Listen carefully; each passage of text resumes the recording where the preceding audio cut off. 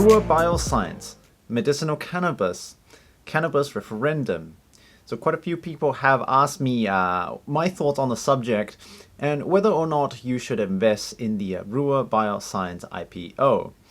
So in this video, I'll be talking about two main subjects. One of them is, should you invest in IPOs in general? And the second is whether or not you should invest in the Rua Bioscience IPO. To understand IPOs, we need to briefly talk about how a company is funded. Normally, a company starts off really small, with mostly funding from personal savings, family, friends, and/or relatives. As the company grows bigger, more capital is required to grow the company. And these companies would often ask for funding from rich investors in exchange for part of the company. Often they are referred to as angel investors. Now, if you have ever seen programs such as Dragon's Den or Shark Tank, the investors in there can be seen as a type of angel investor. They invest in a company in exchange for a part of the profit that the company makes. As the company grows even bigger, more funding may be required to grow the company, just like how smashing the like button is required to help grow the channel. But in all seriousness, in this situation, the company may choose to go public by selling shares of the company to the general public with a process called an IPO, which stands for Initial Public Offering. Now, realistically, there's many reasons why a company might choose to go public. They might want to raise funds for new development, pay off existing debt, or simply use it as a way for early investors, like those angel investors, to cash out by selling their shares to the retail investors. Now let's talk about whether you should invest in IPOs in general. Now, it's certainly true that if you purchase shares from companies such as Apple or Amazon when they first had their IPO many years ago, you will be making a ton of profit right now. In fact, Apple shares have returned more than 800 times profit, and Amazon shares have returned over 1,000 times profit if you bought on the very first day and just held on to it. But those companies are incredibly rare, and most companies end up losing money and disappearing in a few years.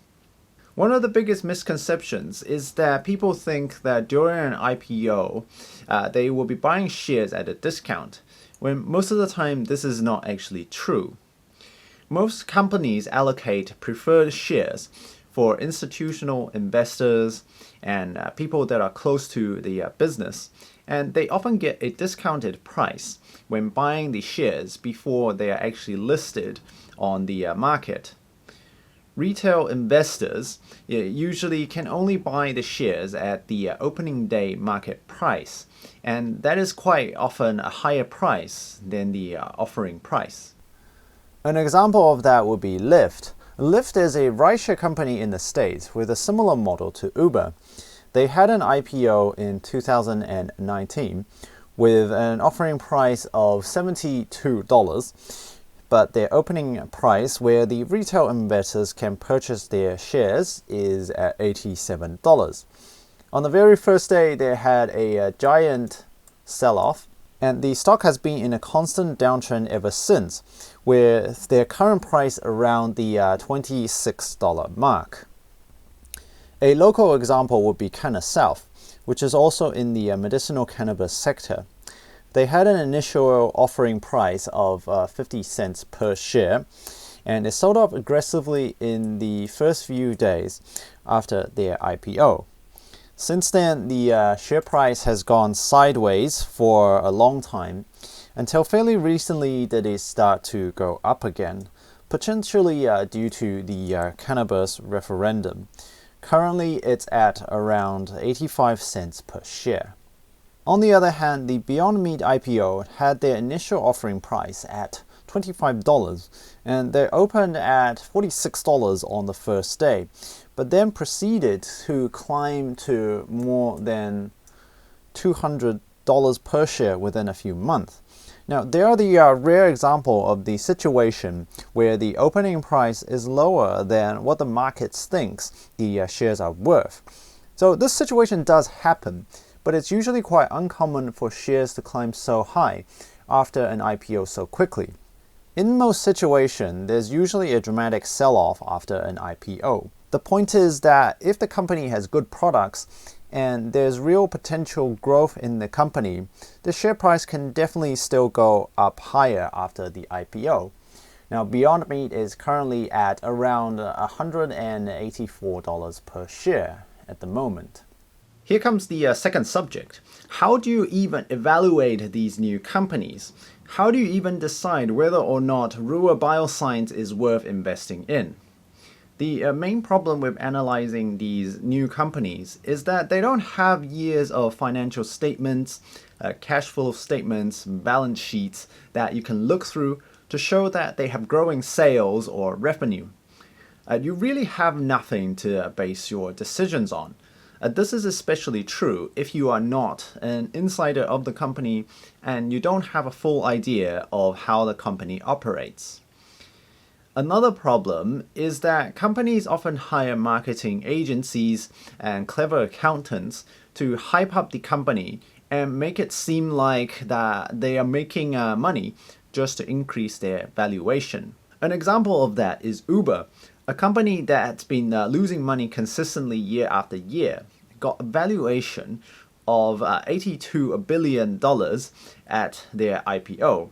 Now, they are a company that can't make money, and they are worth $82 billion. That just goes to show how crazy the IPO market is. So to find out if Rua Bioscience is worth investing in, I looked through a few articles to try find out their business model and how many products they are actually selling.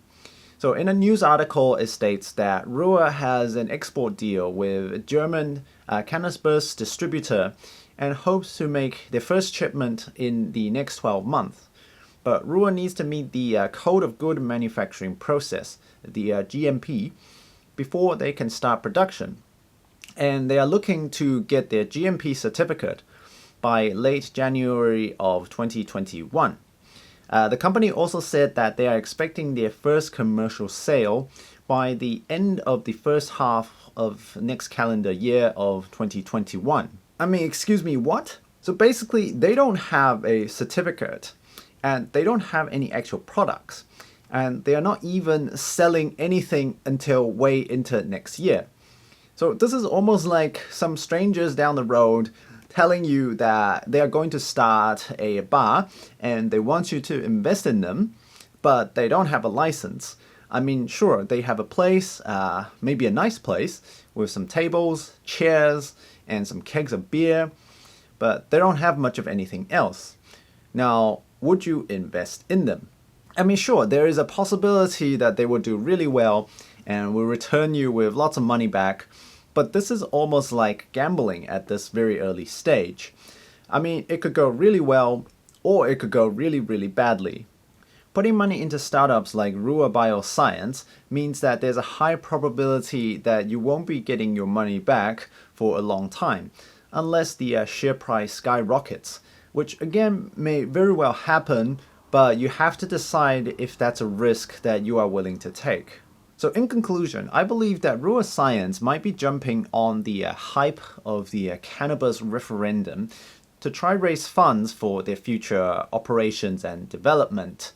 Now, voting for the cannabis referendum finishes on the 17th of October, and they plan on having their IPO on the 22nd of October.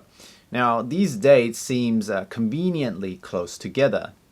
Even though their current shareholders are prohibited to sell their shares for 11 months, this would not stop institutional investors from trying to make a profit by selling their shares if there is a spike in the share price after the opening day.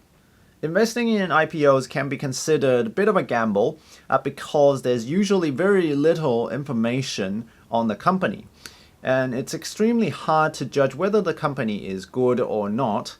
and whether it will be profitable in the long term if you can't look through a few years of sales record at least. It is also extremely risky because for every successful Amazon, there's usually 100 or more failed companies.